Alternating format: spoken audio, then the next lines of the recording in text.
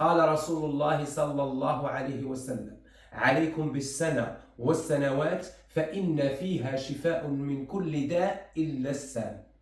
قالوا: يا رسول الله وما هو السام؟ قال: الموت. يعني هذه العشبة كتعالج كثير من الأمراض، وأفضل عشبة في علاج الإمساك. هذه العشبة كتعتبر أفضل عشبة على الإطلاق في علاج الإمساك. حتى الشركات العالمية الكبرى اللي كتصنع الأدوية في العلاج الخاص بالإمساك بالقبض كتعتمد فيه على السنة.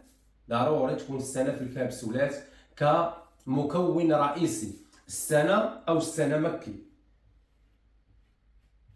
معروفة في مكة بالسنة مكي لأنها موجودة بشكل كبير في جبال مكة في الأرض المباركة. السنة مكي كيف قلنا كتبقى أفضل عشبة، وأتحدى تكون شي عشبة كاين الأعشاب كتستعمل كعلاج للإمساك يعني القبض، لكن كتبقى السنة هي أفضل علاج للإمساك، أفضل علاج للقبض في مدة وجيزة، في مدة قصيرة تعطيك النتيجة. حتى الناس اللي عندهم البكتيريا والتعفنات في المستقيم، الناس اللي ولاو عندهم البواسير الناتجه عن الامساك، الانسان اللي ولا كيدوز بالدم، هالحل انا كنعطيك في سبيل الله. حاجه وحده اللي ننتظر منكم هي الدعاء. الله يرحم الوالدين افضل من كل شيء. والانسان اللي بغى يستافد معنا ان شاء الله دائما غادي نولي نلوح لكم وصفات مدروسه، ماشي بالضروره نعطيك غير وصفات باش نجمع المشاهده. غنعطيك وصفات مدروسه خصيصا لامراض بعلاجات طبيعيه، خصيصا لبعض الامراض بالعلاجات الطبيعيه. وهذا علاج طبيعي بمكون واحد، تهنى من الامساك، تهنى من القبض. حتى البكتيريا والتعفنات الناتجه عن الامساك اللي كتبقى تجمع في المستقيم ما كتبقاش كتخرج. الناس اللي عندهم الغازات في المصران غادي تزيد على السنه النافع مع السنه، ما يبقاش عندك انتفاخ البطن، ما يبقاش عندك الغازات. كذلك الانسان اللي عنده القبض ما غاديش تلقى افضل من هذه العشبه.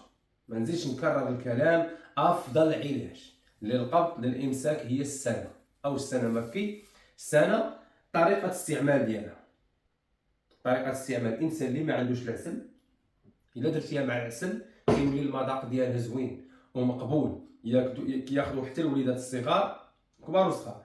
ما عندكش العسل غتستعملها بالماء فقط. طريقه الاستعمال ما تحتاج تخلط في الكاس، لانه الا خلطتي في الكاس كتبقى العشبه يعني كتبقى حاصله في الكاس وما كتستافدش منها كامل. فبالتالي غتاخذ واحد القدر ديال نصف ملعقه صغيره مرتين في اليوم فقط. خاصك تاخذها بجرعه محدوده.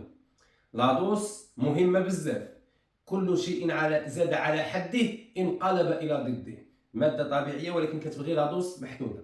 نصف ملعقه صغيره مرتين في اليوم حتى تسرح البطن ديالك، حتى تخرج البكتيريا والتعفنات اللي عندك، حتى تهنى من المشكل ديال الامساك فقط وتوقف عنها. هي راه كتعطيك النتيجه في وقت وجيز، يعني في مده قصيره بزاف. بسم الله.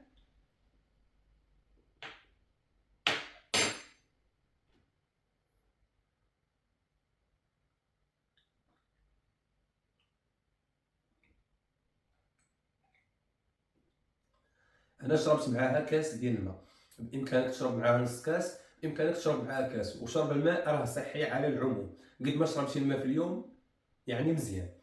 كاس ديال الماء بهذا الحجم هذا تشربوا مع نصف ملعقه صغيره مرتين في اليوم. ودابا غادي نعطيكم الطريقه الثانيه ديال استعمال السنمكي بخصوص للاطفال. الاطفال ما غاديش يدوز لك نصف ملعقه مع نص كاس ديال الماء غيجيه المذاق ديال السنك. كتعرفوا الاطفال ما كتعجبوش الحاجه ما كيبغيش ياكلها. غدير ليه ملعقه في دانون، غيستعملها في الصباح وفي الليل. دانون غدير فيه ملعقه، حنا كنديروا نص ديال الملعقه في الوجبه، نصف ملعقه في الصباح نصف ملعقه في الليل. الاطفال غدير ليه ملعقه كامله في دانون وغادي ياخذ منه في الصباح وفي الليل ليوم واحد، وبسرعه كتكون النتيجه. الاطفال اللي عندهم القبض. الطريقه الثالثه ديال الاستعمال هي مع العسل. انا صوبتها في الكاس، ها هو هنا راه كاين العسل مع السنمكي. ها هو اللون ديالو ولا اخضر كيف كتشاهدوا معايا، ها هو اللون ديالها ولا اخضر. هنا فقط كاين السنمكي والعسل. ثلاثه طرق: مع الماء، او ديرها في دانون للاطفال الصغار، او ديرها مع العسل ياخذوا منه الصغار والكبار. حتى الطفل الا قدر يدوز داك السنه بالماء راه ما غاديش تحتاج لا دانون ولا عسل، وغتكون درتي افضل علاج للقبض، افضل علاج للامساك والبكتيريا والتعفنات ديال الامعاء، ديال الجهاز الهضمي وديال المستقيم ديال المخرج. وكذلك الناس اللي عندهم البواسير الناتجه عن الامساك، فهاد السنه كتبقى افضل علاج للامساك. اخواني الكرام، باش ما نطولش عليكم، قبل الختام كنبغي نقول لاخواني اشتركوا في القناه باش تكبر العائله ديالنا، دعمونا. واللي محتاج لشي عشبه، عندنا جميع انواع الاعشاب، كيف ما كان النوع ديال العشبه راه كاينه وبجوده عاليه. عندنا كذلك علاجات خاصه بالجهاز الهضمي، الجهاز التنفسي، الجهاز التناسلي بالخصوص اللي هو الاختصاص ديالنا.